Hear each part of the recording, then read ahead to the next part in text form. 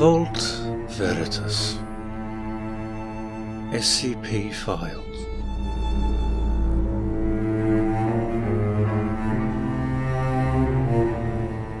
Episode 11. Chrysalis.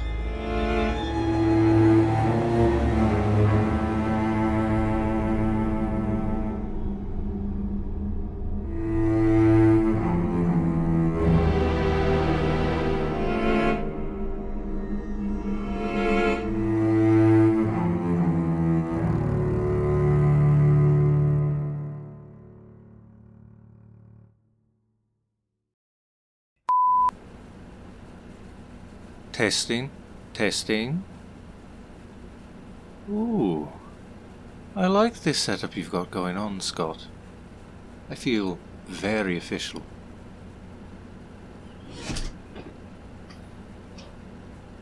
Hope you don't mind me making myself at home here. Some of us don't get sick leave for being jump scared by the startling statue. Do you like that nickname? Came up with it myself. You know just how fitting it truly is. Seriously, I'm glad you're alright. And I'm glad you and Mary are taking time off to recover. But it does leave a person a bit lonely. I suppose I could go bother Miranda, but let's be real. She's old business, hardly as fun as you two are. And with Seth breathing down my neck, it's just work, all the time. Oh, don't tell him I'm here, please. I'm hiding. Do you know, I thought about reading a report. Maybe see what all your fuss is with them. But I was looking through your pile, and you don't have a single Keter. What's that about? Sure, the safes and the Euclids have their moments of instilling terror, but you haven't seen anything till you've messed with the pure chaos of a Keter-class anomaly. I remember my first Keter. Alright, you've convinced me. You're pretty persuasive for someone who isn't here, Scott. I think it's the fresh-eyed look I can picture on your face, even now. You look at everything around you like you've only just realized that what we're doing here isn't normal. Never leaving the facility, barely leaving the office, answering to Miranda's beck and call. You're a real mystery, and I do intend to find out what exactly you're doing here, reading a backlog of incident reports and spending the rest of your time just milling about. Today, why don't I give you something a little more interesting? Whet your curiosity a little. You must have wondered about what it's like around the Keters. And I am feeling a bit nostalgic now. So, let me give you my own report. One that was never written down. I'll even do it officially. I can march to the beat of the drums when I want to. Can't be rogue all the time, no matter how devilishly attractive it makes me. Let's see. How do you always phrase it? Incident 2049- goodness only knows. One of probably a bunch of reports on SCP-2049, colloquially known as the Interdimensional Weather Station. Object Class: Keter. Risk Assessment Level: High. Reported by yours truly, Niall Connors, Keter Connoisseur. Report made a good deal after the fact. I told you once that I've been here since 2018. That wasn't technically a lie. I've been in the ethics department that long, but to be honest, I'm a lifer. I think it honestly surprised you to know just how long the Foundation has been all I've ever known. If I quit now, I'd find the world outside incredibly boring. My parents were both researchers. They met and fell in love while studying a Keter of their own, both of them lost in each other's intellect and raw cruelty. The Foundation is always looking for child testers for all those anomalies that have an affinity for the Wayans. And my parents were so proud. Not of me, of course, but that they could contribute further to the wealth of knowledge the Foundation hoards. They vetted the experiments, ensured my safety as much as they could. But I sometimes wonder if they would have actually cared if I were to be injured during one, or if they would have held up the scientific knowledge gained as worth the sacrifice. When my ma was ripped apart in a breach and my dad sucked into an energy void, I already knew enough about anomalies that I was deemed valuable enough to stay on my own merit. An officer at 14 years old. That has to be some kind of record. My accomplishment's enough to impress you yet, Scott. If not, there's more to come. No one actually took a brash teen officer seriously, of course. I was too sure of myself, too cocky. I was always trying to use my new station and its power, ordering people about only for the D classes to simply laugh in my face. Can't say I blame them. I'm not exactly the tallest or most intimidating of men, and I certainly wasn't back then. I was social, though, always looking for someone to chat up or get to know. I think they assigned me to SCP-2049 to shut me the hell up, and keep me away from the main sites while I grew and matured. Too valuable to lose, too obnoxious to keep around. 2049 was perfect. My particular role was as safe as one could be working with a Keter. And I got to be as social as I always wanted while also keeping the anomaly contained. 2049 was a weather forecast that occurs periodically in Manningtree, a city in Essex, England. The broadcast usually took place in the early morning, on channel 43.5, a channel which did not exist save for when the forecast occurred. What appeared on screen was a humanoid male with teal skin, SCP-2049-1.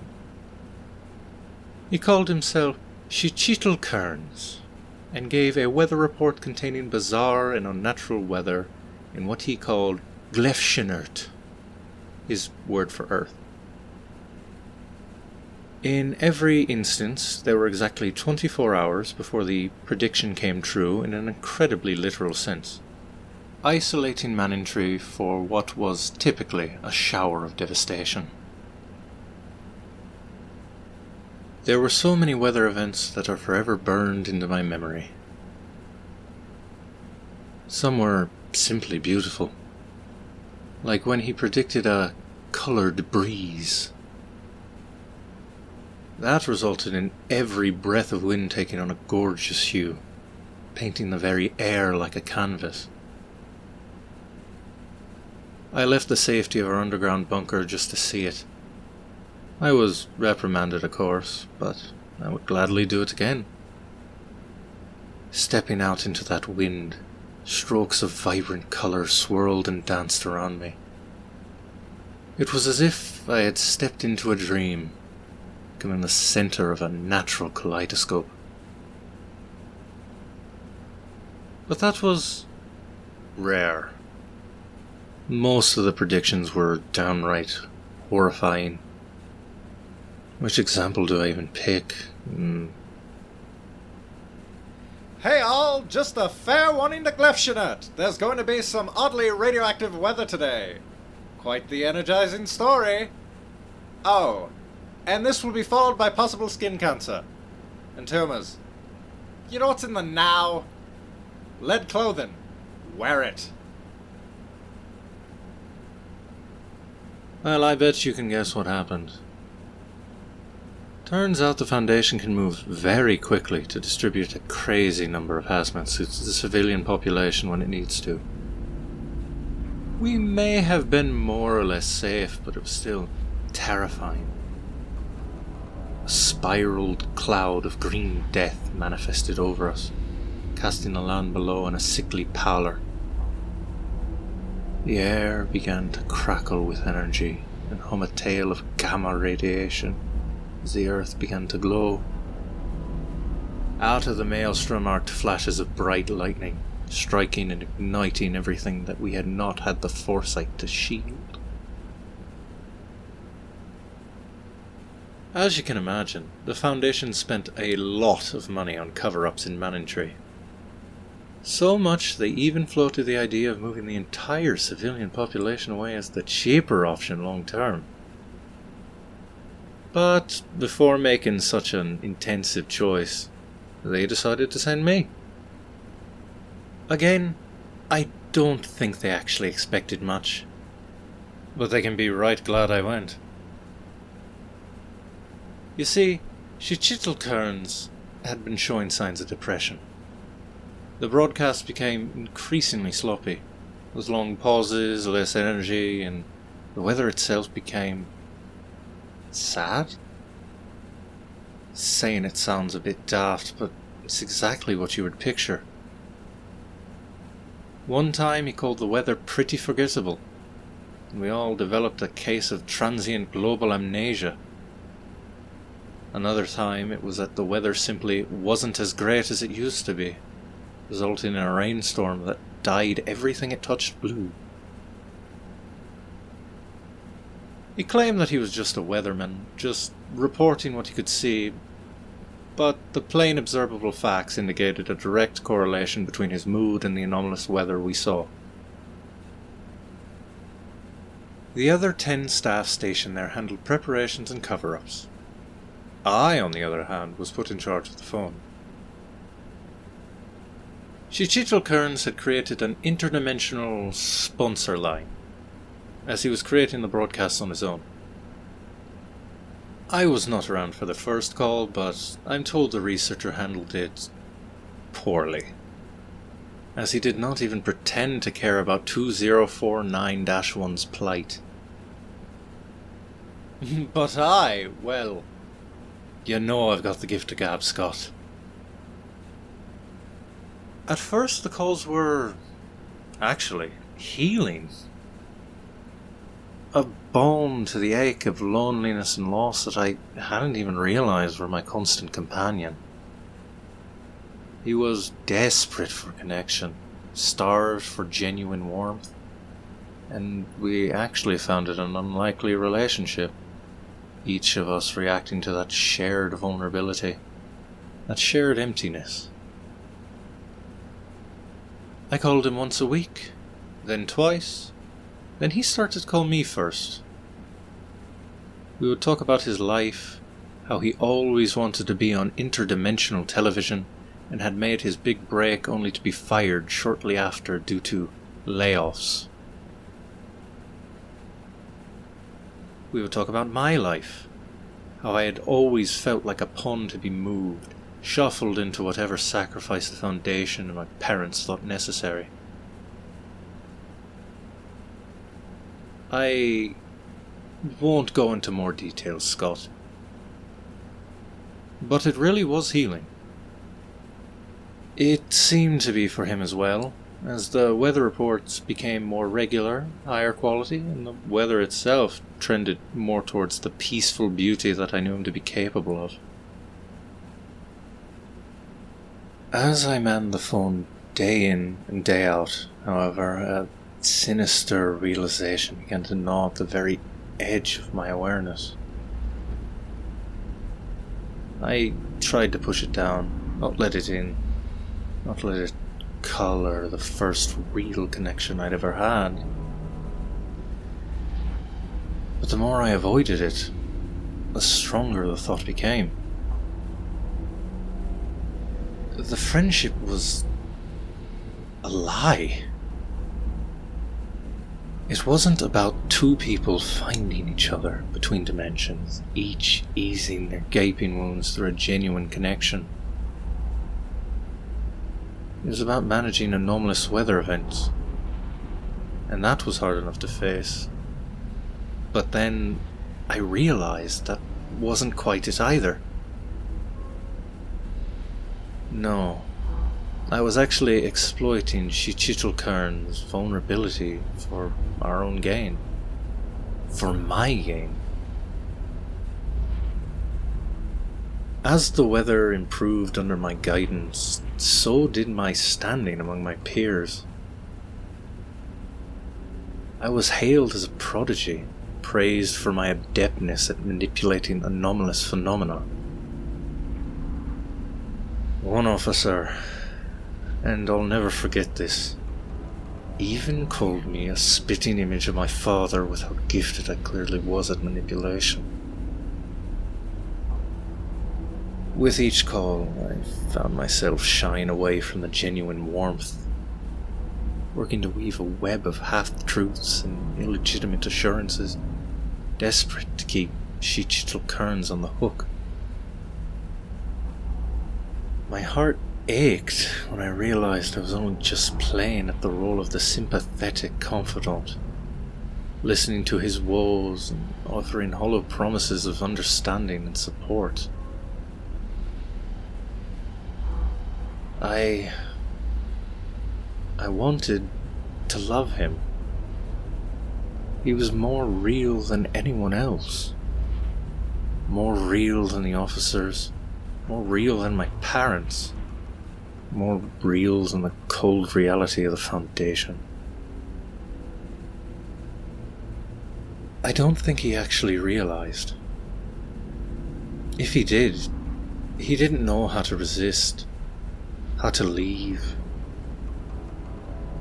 The days turned into years, and the guilt ate away at me, piece by piece. How long can you hang on to remorse and empathy? I think some part of me actually revelled in the power I wielded over him, the cycle of deception and manipulation that had always shaped my own world. It felt freeing to be the one with the power for a change. Please don't judge me for that.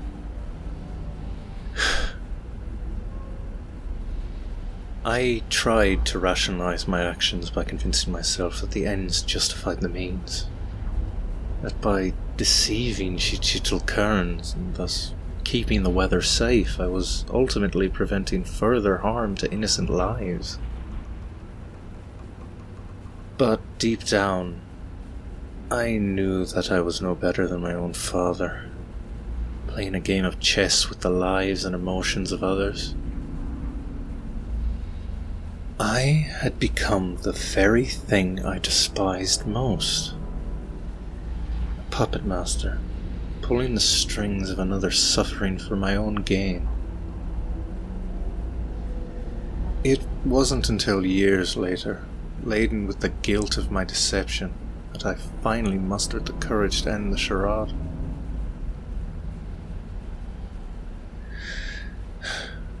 With a heavy heart, I informed Shichital Kearns that it was time for the dissolution of his weather channel, and for us to part ways. I knew full well the devastation it would bring. I knew what the channel meant to him, Scott. What I meant to him. I knew I was taking away everything. I framed it as something constructive, how we would both leave behind the things that weighed us down and move on with our lives into greener pastures. And of course he agreed, eager and willing. Anything for a friend. 2049 is gone now. Neutralized, the entry says. But I know Cheetal Kearns is still out there somewhere. And I do hope he's found something else to give his life meaning.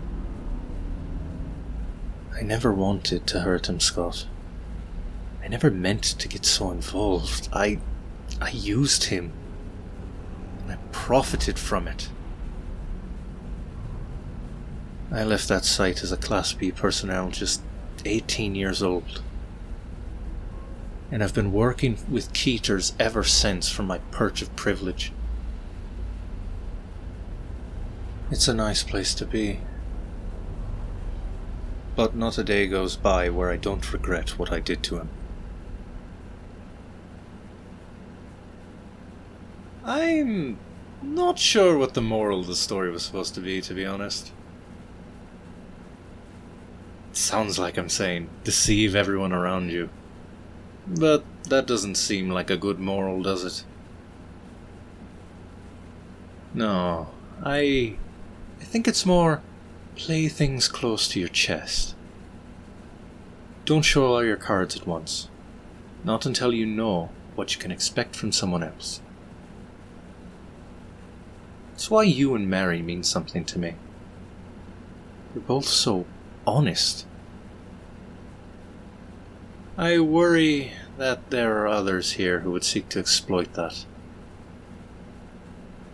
But never fear, I've got your back. Niall the White Knight in shining armour, brave and heroic. You see, sometimes drastic calls have to be made, and I have always been the one to make them without hesitation. You needn't worry. I will protect you both. You have my word. So with that, I'm leaving. Oh, stop your crying. I can practically hear it echoing back from the future when you listen to this. No, Niall, don't leave. You're too handsome and perfect. How could we ever manage without you? Stop it. You're too kind. Seriously, I'll be back. They're having me investigate the trap that Mary walked into. The symbol that I saw. I can't say I'm not worried about it, but that is why I have to go. If I don't, and they come back to hurt Mary again...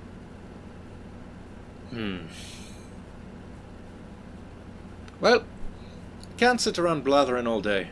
I'm off to pack. Hope your rest is rejuvenating, my friend. Take care of Mary for me, won't you, Scott? And do take care of yourself, too. Watch Miranda, though.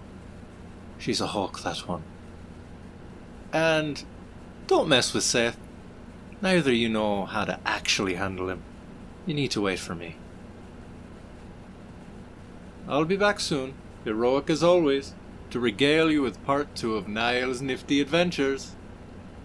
Ta-ta for now.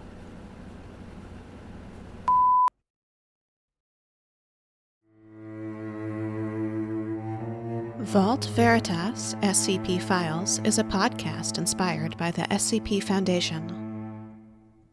Chrysalis is based on SCP-2049 by Insipid Paroxysm from the SCP Wiki located at scp-wiki.com/SCP-2049. It is licensed under a Creative Commons Attribution Share-alike 3.0 unported license. This episode was performed by D.R. Thompson, and it was written and edited by Leola Angel. We welcome comments. Please email us at vaultveritas@gmail.com. Join our Discord channel using the link in the episode description. Or if you'd like, visit our Patreon listed as Vault Veritas SCP Files. Thanks for listening.